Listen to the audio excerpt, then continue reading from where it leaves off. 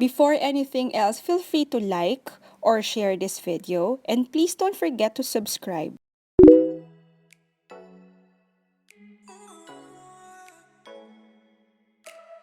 To make the banana peanut butter smoothie, we'll be needing the following ingredients. 2 pieces bananas, I'll be using medium-sized not too ripe bananas.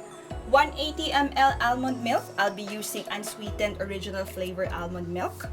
1 tablespoon peanut butter, I'll be using gluten-free, no preservative, no artificial color peanut butter. And lastly, ice. I won't be adding sugar or any sweetener due to personal preference. It's all up to you if you want to add some. So let's put together the ingredients to make our banana peanut butter smoothie. First, put in the bananas, peeled and sliced. Next, peanut butter. Next, almond milk, best if it's chilled. And lastly, ice.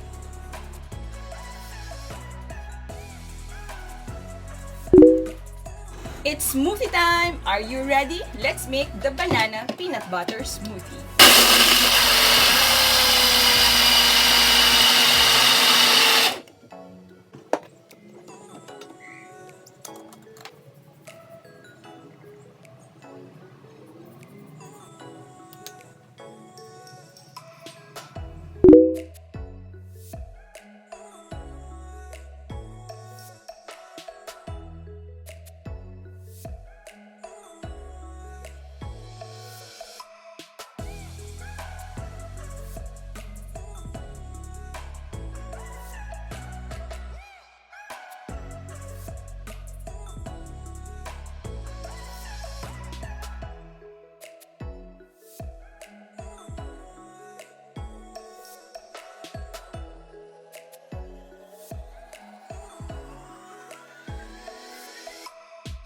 Sarap!